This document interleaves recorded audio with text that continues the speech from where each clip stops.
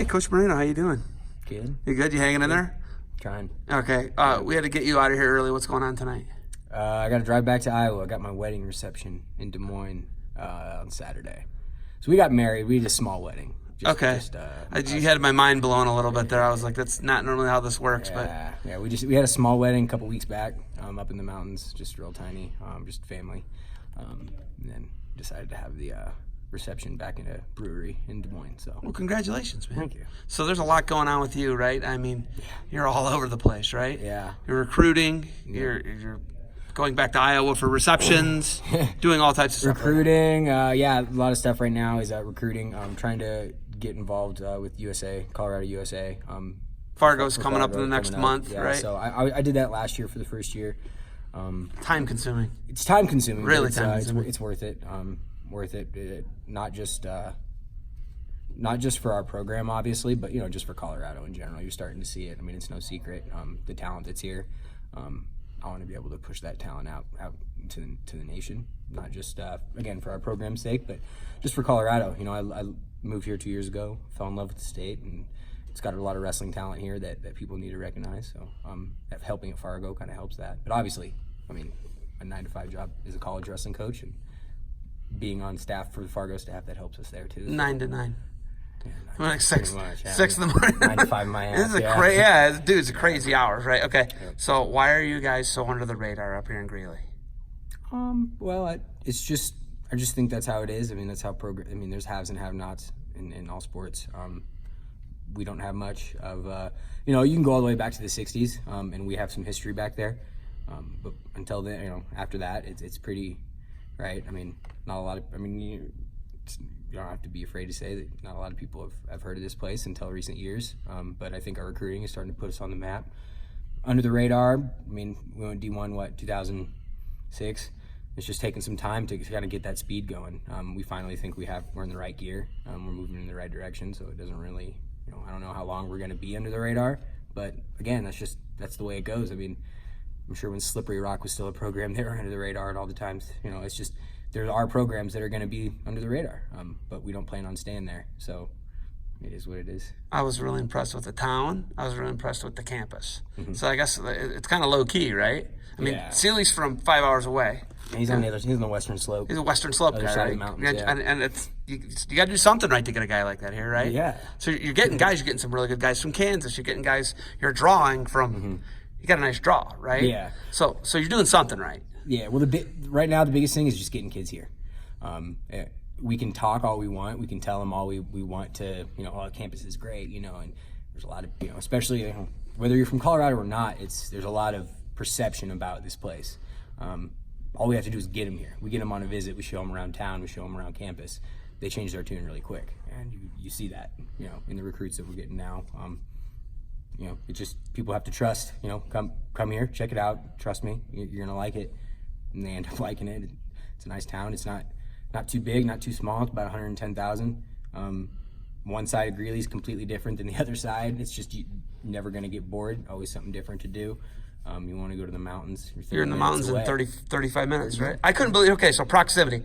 I was watching Kilgore and Jaden Cox work out earlier, right? And then I'm in your room in under 2 hours. Yeah, kind of wild. And I took a wrong turn, right? And so it's crazy. In the traffic in Denver, if you go through Denver's terrible, but there's like an outer loop. If you take 25, it's awful. But there's like 76, 70. Yeah, 75. I went 76, and I took an outer loop. But your proximity to everything is like amazing. Yeah. Right, the airport. You're real close to the airport. You're under 45 minutes from the airport. 45 minutes from the airport. So your proximity is really good. Rocky Mountain National Park within an hour and a half, probably.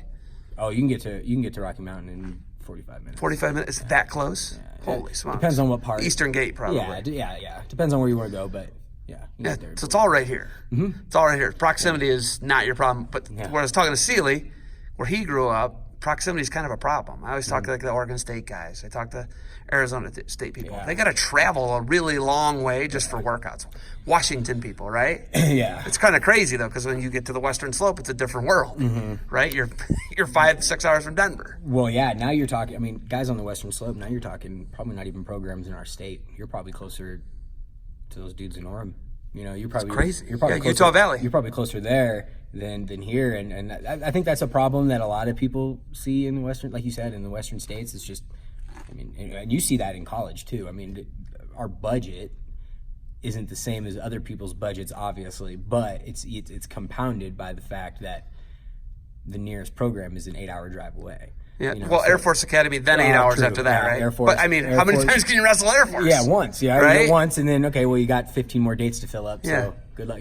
So you got Nebraska, which is about 6 hours, and then UVU, I guess. So those aren't but close. Still, those aren't close. I went to Iowa State, where Iowa City was an hour and a half. Cedar Falls was an hour 15, and all the Big Ten.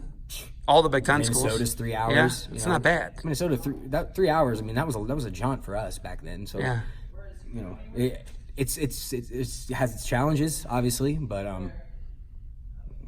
like we all kind of say, you just deal with it. You deal with the challenges. I mean, I know. If you're committed, especially these high school kids, if you're committed, you go seek those out.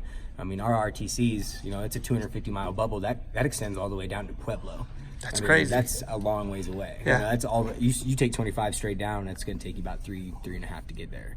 So, I mean, it's a big those bubble. Kids can come up here, and they do. We see kids. Does it go all the way into? It goes into Wyoming. It'll go into Wyoming. Way into Wyoming. Yeah, all the way up probably by Jackson. Because how far are we from the Wyoming border right now? We could get to Laramie in an hour 15. So wow, that's crazy. Okay, there's another team you could wrestle, by the way. Oh yeah, we don't. Yeah. We don't mention that. Yeah, we don't mention. They're in the conference. They're in the conference. Okay, all right. You got to get going. Do you got anything else for me? No, man. I mean, I appreciate you stopping by. I know you didn't have to. You're 2 hours down there, and it's cool. Come check it out.